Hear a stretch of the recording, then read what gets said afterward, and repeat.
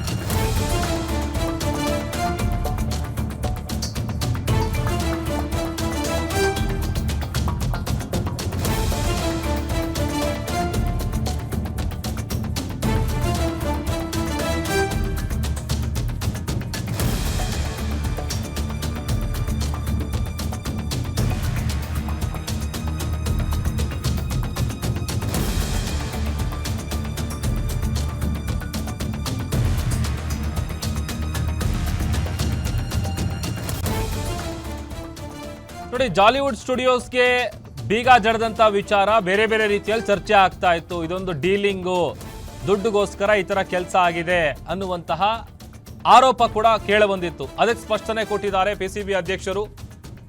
Act ಅಡಿಯಲ್ಲಿ ನಾವು ಕ್ರಮ ತೆಗೆದುಕೊಂಡಿದ್ದೀವಿ. ಬಹುಜನರ ಬೇಡಿಕೆ, ಜನರ ಭಾವನೆಗೆ ನಾವು ಸ್ಪಂದಿಸಿ ಓಪನ್ ಮಾಡಿದ್ದೀವಿ. 30 ಎಕರೆ ಪ್ರದೇಶದಲ್ಲಿ ಒಂದು ಭಾಗದಲ್ಲಿ ಮಾತ್ರ ಓಪನ್ ಆಗಿದೆ. ನ್ಯೂನ್ಯತೆ ಆಗದಂತೆ ಒಂದು ಭಾಗ ಓಪನ್ ಮಾಡಿದೆ.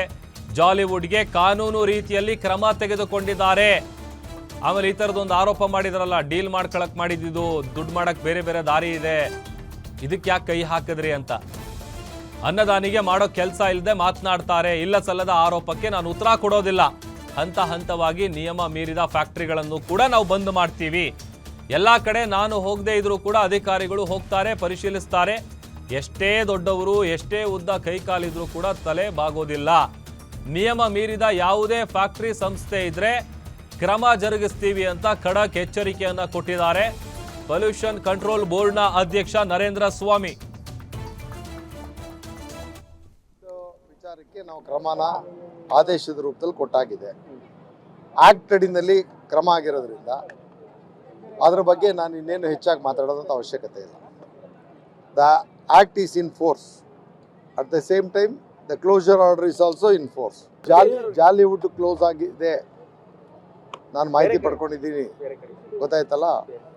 ಒಂದು ಬಹುಜನರ ಬೇಡಿಕೆ ವಿಚಾರವನ್ನು ಸರ್ಕಾರವಾಗಿ ಉಪಮುಖ್ಯಮಂತ್ರಿಗಳು ಆ ಭಾಗದಿಂದ ಪ್ರತಿನಿಧಿತ್ವ ಪಡೆದಂಥವರು ಜನರ ಭಾವನೆಗೆ ಸ್ಪಂದಿಸ್ತಕ್ಕಂಥ ಕೆಲಸವನ್ನು ಅಷ್ಟೇ ಮಾಡಿದ್ದಾರೆ ಹೊರತು ಅಲ್ಲಿರ್ತಕ್ಕಂಥ ಮಾಲಿನ್ಯದ ವಿಚಾರವಾಗಿ ಏನೂ ಸಮಸ್ಯೆ ಆಗದ ರೀತಿಯಲ್ಲಿ ಒಂದು ಭಾಗದಲ್ಲಿ ಅಂದರೆ 30 ಎಕರೆ ಪ್ರದೇಶದಲ್ಲಿ 1.5 ಎಕರೆ ಪ್ರದೇಶ ಇದು ಅನ್ನೋದನ್ನು ಅವರು ಅರ್ಥೈಸ್ಕೊಂಡು ಈಗ ಅದರಲ್ಲಿ ಯಾವುದೇ ನ್ಯೂನ್ಯತೆಗಳಾಗದ ರೀತಿಯಲ್ಲಿ ಮಾಡಿ ಜಾಲಿವುಡ್ಗೆ ಏನು ಕ್ರಮ ಕೈಗೊಂಡಿದ್ದಾರೆ ಅದನ್ನು ಕಾನೂನು ರೀತಿಯಲ್ಲೇ ಮಾಡೋದಕ್ಕೆ ಜಿಲ್ಲಾಡಳಿತ ಮತ್ತು ಸರ್ಕಾರ ಸಹಕರಿಸ್ತೀವಿ ಅಂತಾನೆ ಹೇಳಿ. ಅದು ನಿಮ್ಮ ಊಹೆಯ ಪ್ರಶ್ನೆಗಳಿಗೆ ನಾನು ಉತ್ತರ ಕೊಡಬೇಕಾಗಿಲ್ಲ.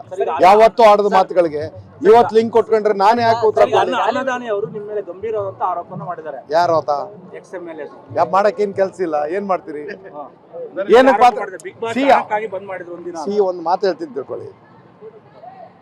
ಇಲ್ಲ ಸಲ್ಲದ ಆರೋಪಗಳಿಗೆ ಉತ್ತರ ಕೂತ್ಕೊಳ್ಳೋಂಥ ಸಮಯ ನಮಗಿಲ್ಲ. ಅವ್ರಿಗೆ ಕೆಲಸವಿಲ್ಲ, ಮಾತಾಡ್ತಾರೆ. ಏನ್ ಮಾಡ್ತಾರೆ? ಇದು ತಪ್ಪು ಪ್ರಶ್ನೆ. ನಾನು ಫೆಬ್ರವರಿಯಿಂದ ಈ ಜವಾಬ್ದಾರಿ ಹೊತ್ಕೊಂಡು ಬಂದ ಮೇಲೆ ನನ್ನ SLEC ಸಭೆಗಳಲ್ಲಿ ಸುಮಾರು 150ಕ್ಕೂ ಹೆಚ್ಚಿನ ಕ್ಲೋಸರ್ ಆರ್ಡರ್ ಕೊಟ್ಟಿದ್ದೀನಿ. ಆ ಯಾವ ಕ್ಲೋಸರ್ ಆರ್ಡರು ಕೂಡ ಅನೂರ್ಜಿತ ಆಗಿಲ್ಲ, ಯಾವ ಕೋರ್ಟಲ್ಲೂ ಪ್ರಶ್ನೆ ಆಗಿಲ್ಲ. ಹಂತ ಹಂತವಾಗಿ ನಾನು ಏಕದಮ್ ಈಗ ನೀವು ಈ ಪ್ರಶ್ನೆಗಳಿಗೆ ನಾನು ಉತ್ತರ ಕೊಡೋಕ್ಕೆ